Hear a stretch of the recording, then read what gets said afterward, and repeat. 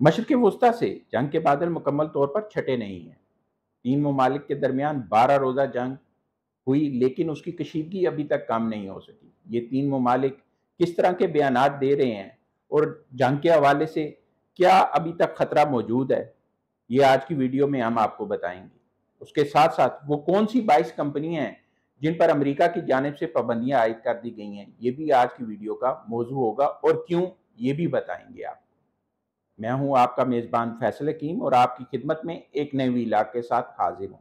Vlog شروع کرنے سے پہلے آپ سے گزارش ہے کہ ہمارے چینل کو سبسکرائب کر لیں تاکہ تازہ ترین خبروں سے آپ اپڈیٹ رہ سکیں، اور اس کے ساتھ ساتھ اس ویلاگ کے حوالے سے اپنی رائے سے ہمیں کمنٹ سیکشن میں بھی آگاہ کریں۔ تو شروع کرتے ہیں آج کا ویلاگ۔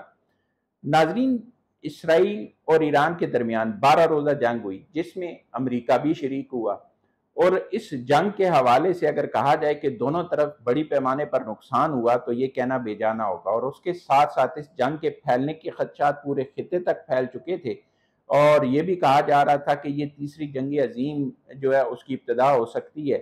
لیکن 12 روز کے بعد قدرتی طور پر جو صورتحال پیدا ہوئی اس میں دونوں اطراف سے یہ اس بات پر آمادگی ظاہر کی گئی کہ اس جنگ کو ختم کیا جائے۔ لیکن اب کیا ہو رہا ہے؟ اب یہ ہو رہا ہے کہ امریکہ ایران کو دوبارہ نیوکلیئر پروگرام کے حوالے سے جو مذاکرات ہیں وہ شروع کرنے کے لیے آمادہ کرنے کی کوشش کر رہا ہے۔ فی الوقت اسے کامیابی حاصل نہیں ہوئی ہے، اور ایران بھی ایٹمی پروگرام کے حوالے سے جو دعوے کیے جا رہے تھے کہ مکمل طور پر تباہ ہوا ہے، اب یہ خبریں آ رہی ہیں کہ وہ مکمل طور پر تباہ نہیں ہوا، اور وہ دوبارہ ایٹمی پروگرام پر کام کرنے جا رہا ہے، شروع کرنے جا رہا ہے۔ اب اس کے بعد امریکہ اور اسرائیل جو ہیں ان کی طرف سے بیانات کا ایک سلسلہ شروع ہو چکا ہے، اور اس میں بڑے واضح طور پر یہ کہا گیا ہے کہ اگر ایران ایٹمی پروگرام دوبارہ شروع کرتا ہے اور اس سے خدشات پیدا ہوتے ہیں کسی بھی قسم کے اسرائیل کے لیے، تو اسرائیل جو ہے وہ دوبارہ حملہ آور ہوگا ایران پر۔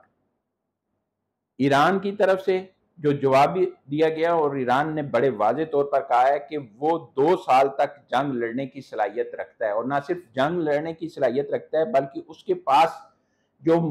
میزائل ہیں ان کا ذخیرہ اتنا موجود ہے کہ وہ 2 سال تک میزائل حملے بھی کر سکتا ہے اسرائیل پر۔ اب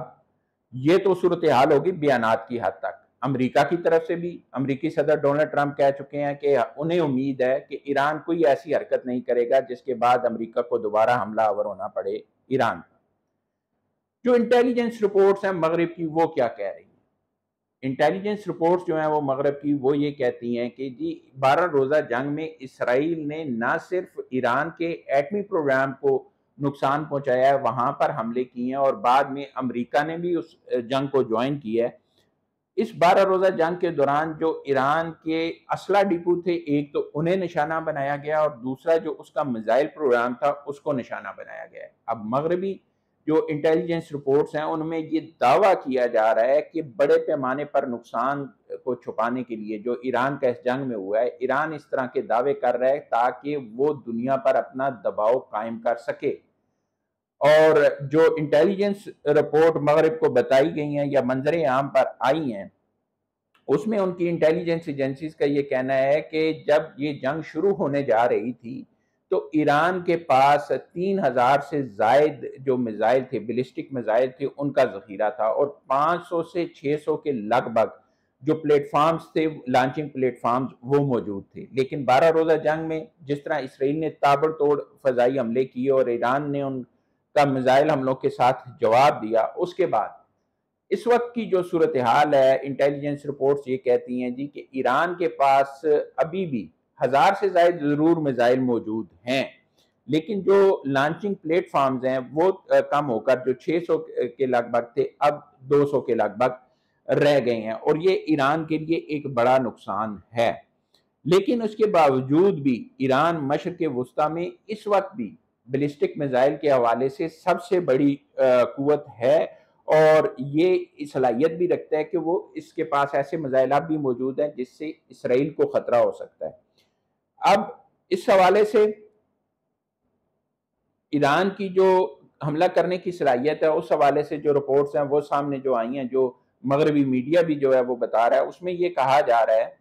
کہ ایران کی ایٹمی جو ایران کی حملہ کرنے کی قوت ہے وہ کم ہوئی ہے. مثلا ایران نے پہلے جو حملہ کیا تھا اسرائیل پہ، اس میں 200 کے لگ بھگ جو ہے وہ میزائل داغے تھے، پھر اس کے بعد ان کی تعداد مرحلہ وار کم ہوتی رہی. تو اب ایران سینکڑوں کی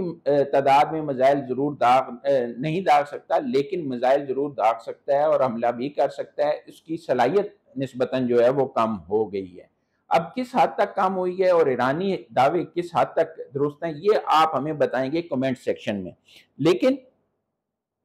ابھی تک جو امریکہ کی طرف سے کوششیں کی جا رہی ہیں کہ ایران کو دباؤ کے تحت کسی بھی طریقے سے جو مذاکرات کی ٹیبل ہے اس پہ لایا جائے، اس میں امریکہ کو کامیابی نہیں مل پا رہی.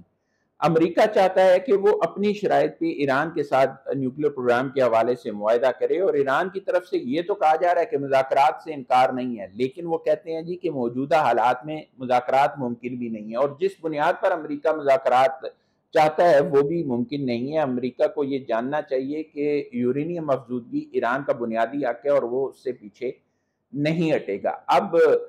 یہ بھی کہا جا رہا ہے کہ بہت جلد جو امریکی نمائندہ خصوصی ہیں اسٹیو وٹکاف، ان کی اور اب جو ایرانی وزیر خارجہ ان کی ایک ملاقات اوسلو میں ہونے جا رہی ہے. شیڈول اس کا نہیں بتایا جا رہا. اب یہ ملاقات کیا ہوتی ہے اور اس میں کیا پیش رفت ہو سکتی ہے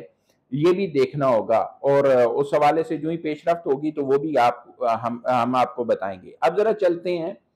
امریکی پابندیوں کی طرف. امریکہ نے جو ایران پر دباؤ ہے مذاکرات کے لیے وہ مسلسل بڑھانا شروع کیا ہوا ہے، اور اس حوالے سے امریکہ تمام حربے استعمال کر رہا ہے. اب ایران کے جو تیل کی خریداری تھی اس حوالے سے بھی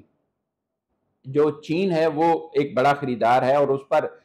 جو امریکی پابندیاں ہیں وہ لاگو نہیں ہیں. یہ تو آپ سب کو پتا ہے، اور امریکی صدر ڈونلڈ ٹرمپ بھی کہہ چکے ہیں کہ چین کو اجازت ہے وہاں سے آئل خریدنے کی، لیکن جو دوسرے ممالک خریدتے ہیں ایران سے آئل ان پر مسلسل پابندیاں ہیں. ابھی حالیہ جو تازہ ترین رپورٹس ہیں اس کے مطابق 22 کمپنیوں پر جو ایران سے خام تیل خریدتی ہیں ان پر امریکہ نے پابندیاں عائد کر دی ہیں. اب ان 22 کمپنیوں میں جو ممالک شامل ہیں اس میں ہانگ کانگ ہے، ترکی ہے اور متحدہ عرب امارات ہیں، جن کی یہ 22 کمپنیاں جو ایران سے آئل کی خریداری کرتی تھیں اور ان پر پابندی عائد کی گئی ہے امریکہ کی جانب سے. اور بہانہ کیا بنایا جا رہا ہے یا دعویٰ کیا کیا جا رہا ہے، ان کا یہ کہنا ہے کہ یہ جو تیل فروخت کیا جاتا ہے دوسرے ممالک کو، اس سے جو زر مبادلہ ملتا ہے یہ پاسداران انقلاب کی القدس فورس ہے، اس کو مالی فائدہ اس سے پہنچایا جاتا ہے، اور یہ ایسی کمپنیوں میں استعمال ہوتا ہے جو دوسرے ممالک میں ایران کے لیے کام کرتی ہیں، اور اس پیسے سے جو ایران کی پراکسیز ہیں ان کو مالی فائدہ دیا جاتا ہے، ان کو ہتھیار فراہم کیے جاتے ہیں، اور خطے میں یہ سارا کام جو ہے وہ عدم استحکام کا باعث ہے. اس حوالے سے آپ کو پتہ ہے کہ امریکہ نے بہت دفعہ یہ الزام عائد کیا، حماس کے حوالے سے بھی، لبنان میں بھی مختلف تنظیموں کے حوالے سے بھی، کہ ایران انہیں سپورٹ کرتا ہے. اسی طرح جو یمن ہے وہاں پہ بھی. تو اب جو اس حوالے سے ایران کی معاشی سرگرمیاں ان کو روکنے کے لیے بھی امریکہ جو ہے وہ بڑا متحرک نظر آ رہا ہے. اس میں اسے کس حد تک کامیابی حاصل ہو سکتی ہے یا کس حد تک وہ کامیاب ہوگا یہ تو نہیں کہا جا سکتا، لیکن ایک چیز طے ہے کہ چین اور روس وہ ایران کے ساتھ اپنے معاشی تعلقات برقرار رکھے ہوئے ہیں، اور چین جو ہے وہ اس وقت بھی ایرانی آئل کا سب سے بڑا خریدار ہے، جو 90% سے زائد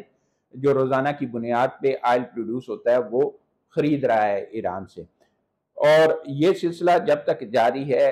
ایران کے ساتھ جو معاشی تعلقات ہیں ان ممالک کے، اور جو ایک ایران کا بیانیہ ہے وہ قائم ہے، اس وقت تک امریکہ کو کسی طریقے سے بھی کامیابی حاصل نہیں ہو سکتی. امریکہ کس حد تک ایران پر دباؤ ڈال سکتا ہے یا ایران کس حد تک امریکی دباؤ میں آ سکتا ہے، یہ ہمیں آپ اپنی آراء سے بتائیں گے، کہ جو اب تک کی صورتحال آپ کے سامنے آئی ہے ماضی کو بھی دیکھتے ہوئے، کہ امریکہ کو کیا کامیابی مل سکے گی، امریکہ اپنے اہداف حاصل کر سکے گا، یا ایران کی طرف سے جو مزاحمت کا سلسلہ ہے یہ جاری رہے گا اور امریکہ کو مسلسل ناکامی کا سامنا رہے گا. اور اس حوالے سے چین اور روس کا کیا کردار ہوگا یہ بھی آپ ہمیں کمنٹ سیکشن میں آگاہ کیجیے گا. اب تک کے لیے اتنا ہی، بہت جلد آپ کے پاس ایک نئے ویلاگ کے ساتھ حاضر ہوں گے، تب تک کے لیے اللہ حافظ.